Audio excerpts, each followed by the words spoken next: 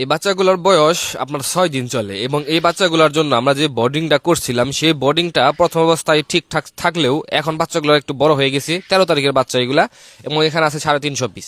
এবং এই বাচ্চাগুলো একটু বড় হওয়ার কারণে বোর্ডিংটা এখন ছোট ছোট লাগতেছে এবং এই বাচ্চাগুলো এখন পেপার থেকে আপনার তুষে ছেড়ে দেওয়ার সময় হয়েছে, কারণ এগুলো বোর্ডিং কমপ্লিট। গরমের দিনে বোর্ডিং 4 থেকে 5 দিন করলেই যথেষ্ট, কিন্তু শীতের দিনে বোর্ডিং করতে হয় মিনিমাম 8 দিন, 10 দিন, 12 দিন। এমন সময় গেছে আমরা 14 দিন পর্যন্ত বোর্ডিং করছি, কারণ তাদের বাচ্চার স্মৃতি ছুটতো না। এখন যেহেতু গরমের সিজন, এখানে যদি এত বোর্ডিং করতে হয় না, এত কারেন্টও লাগে না, এত কারেন্ট বিল আপনার খরচাও হয় না।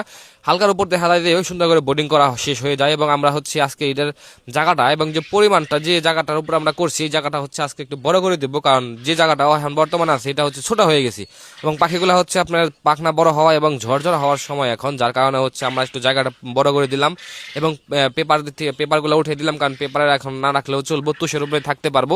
যার কারণে তুষের উপর আজকে রেখে দিতেছি এবং জায়গাটা বড় করে দিতেছি এবং যা যা প্রয়োজন সেখানে কাজগুলো করে আজকে আমরা এটা সেট আপ দিতেছি। অনেকে যারা আমাদের কাছ থেকে পাখি বুকিং করেন, আসলে আমরা এখান থেকে এই বাচ্চাগুলো বড় হওয়ার আগ পর্যন্ত 10 দিন থেকে আমরা সেল করি। 10 দিন বয়স থেকে সেল করা শুরু করি, 15 দিন বয়স পর্যন্ত আমরা এগুলো সেল করে থাকি। এবং যারা আমাদের কাছে আগে থেকে বুকিং করে রাখেন, বয়স যখন হয়ে যায় আমরা তাদেরকে মাল পাঠিয়ে দিই। তো অনেকে যারা আমাদের কাছ থেকে কোয়েল পাখি নিতে চান, অবশ্যই আমাদেরকে আগে থেকে বুকিং করে রাখতে হবে।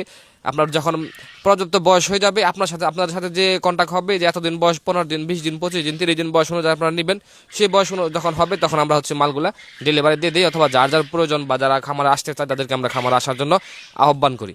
তো আজকের ভিডিও এই পর্যন্ত ছিল। সবাই ভালো থাকবেন, সুস্থ থাকবেন। আল্লাহ হাফেজ।